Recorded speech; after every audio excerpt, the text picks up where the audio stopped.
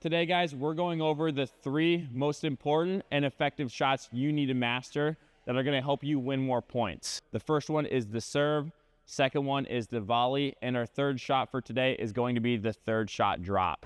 The first shot we're going over is the serve. So in my opinion, this is the most important shot in pickleball. Number 1, it gets the point started. Number 2, it's the one shot you have total control over.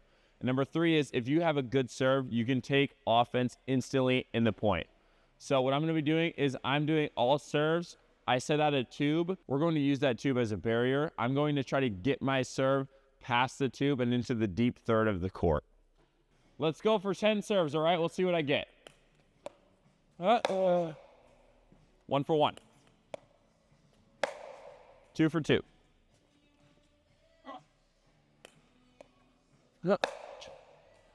Out. 2 for 3.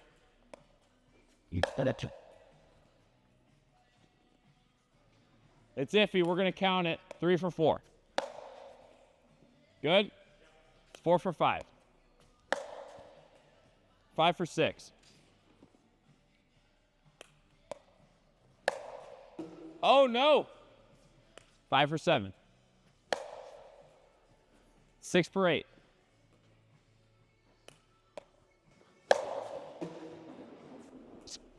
We're counting it. 7 for 9. I'll count that one short. 7 for 10. Okay, that's not too bad. So one thing that I try to pay attention to as I'm hitting my own serve is trying to relax my arm. Okay, the more tense you are with your body, especially your arm, the less power you're going to get on the ball. Think about your serve like a whip. The one nice thing about the serve is I think if you have a good serve, you should have a good forehand drive. It's the exact same swing. So that's why the drive is not on this list, because our serve is the exact same swing. So remember, keep that arm relaxed as you swing. Obviously, you can bounce serve or hit it out of the air. Just make sure that contact point is below your belly button. Hey everyone, quick favor to ask. If you're enjoying this content, it would be a huge help if you could hit that subscribe button. I'm a touring professional and I've been loving the content side of things. Right now, my goal is to reach 5,000 subscribers. So if you hit that subscribe button down below, that would be a huge help. So number 2 we're going over is the volley. The volley is extremely important in pickleball because for one, you're gonna get a lot of points won when you can get all the way up to the kitchen line. It also forces your opponents to stay back in the baseline if you're constantly pushing them back. Remember, the name of the game is get the ball down to the feet.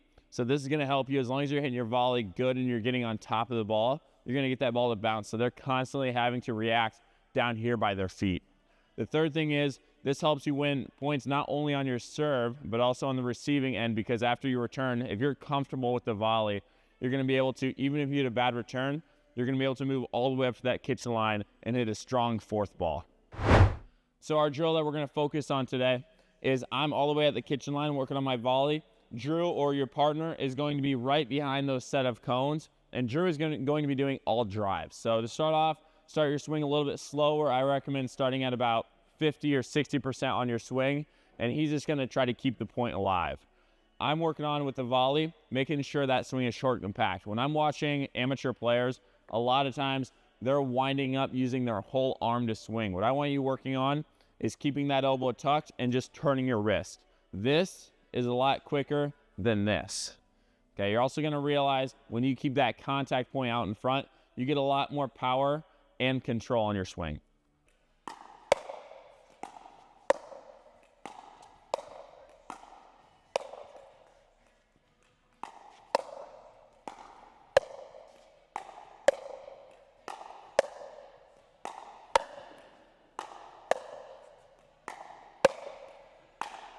Out. Bye.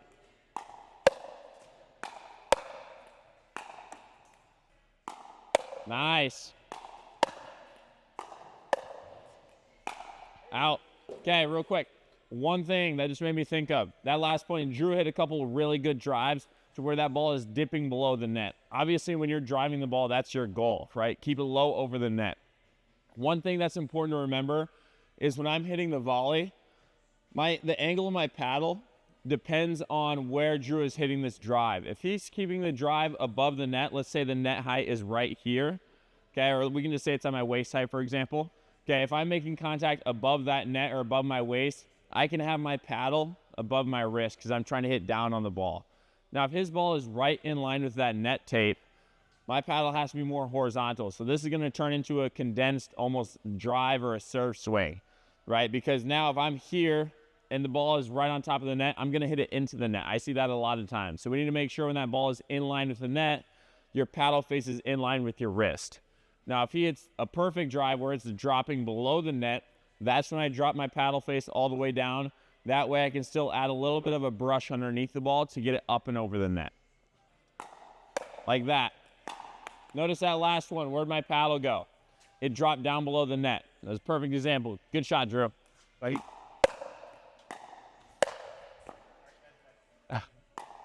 Good. Get there. Nice.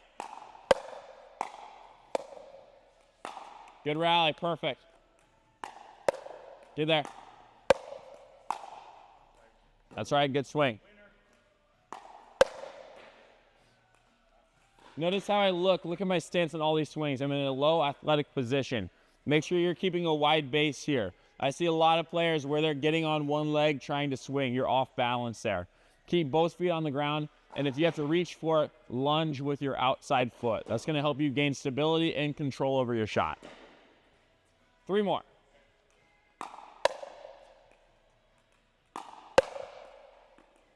You didn't like that ball?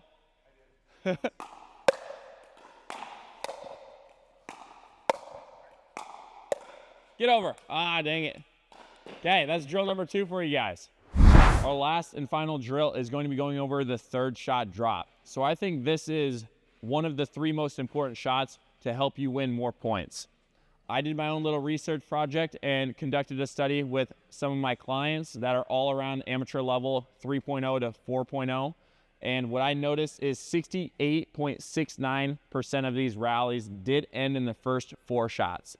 So this isn't necessarily true, I would say, at the pro level or probably when you get to that 4.5 and above, just because you do typically, or you should, have that third shot drop mastered, which helps slow the rally and game down. But up until you get to, I'd say, about a 4.0, that third shot drop is especially important. The reason it's so important is because if you have a team that's constantly driving the ball at you, which happens a ton, especially at the 3.5 level, you need to make sure that you can find a way to slow the game down. Using a third shot drop, number 1, like we mentioned before, the name of the game is get the ball down to the feet. So having a good, solid third shot drop is going to help you slow the game down, get it down to their feet, and lastly, it gives you time to move forward. So as long as you're keeping that ball low and at their feet, you're going to have a lot more time to get all the way in, which is going to help neutralize the point. So all we're doing here is I'm stationed back at the baseline. My partner, Drew, he's all the way at the kitchen line. Now remember this one thing, when you are hitting your third shot, if you're driving the ball, the high percentage play is to go down your sideline or through the middle. The middle is always safe, okay? But if you're using a third shot drop, going cross court is a higher percentage shot. So we're gonna practice using this third shot drop cross court. I'm looking to go all the way to Drew's sideline or the middle. So I kind of have 2 different targets as I'm doing this drill.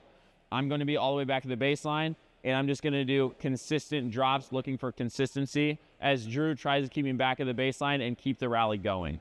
Maybe move that cone in. Yeah.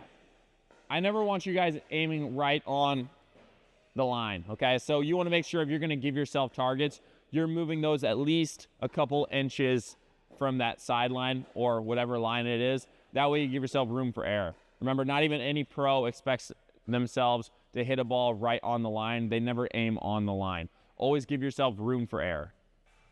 Yep.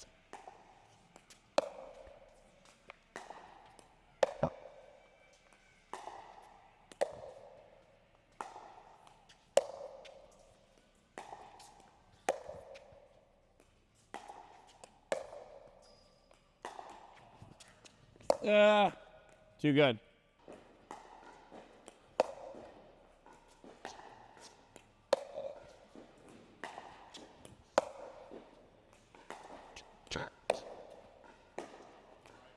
You're good? Nice ball. Yep.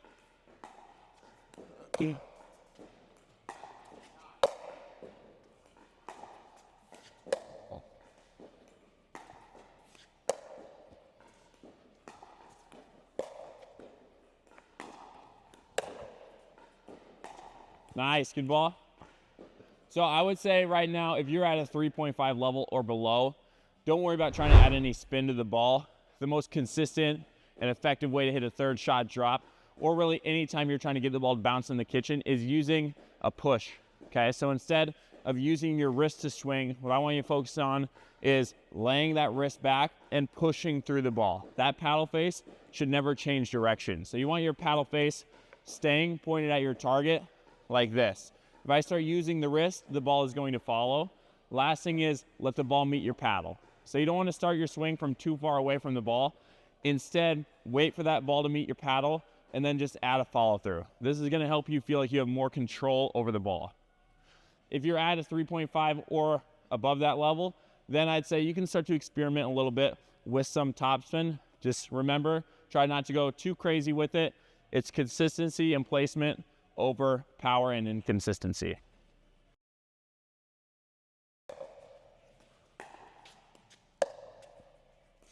Thank you. Oh.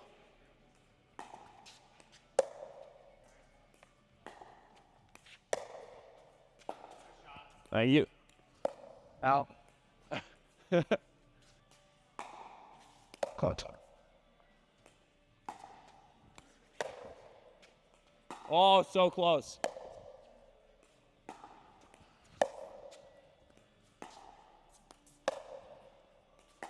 There you go.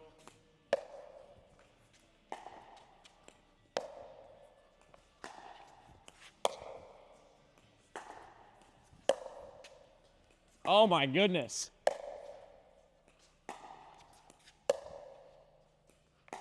Beautiful.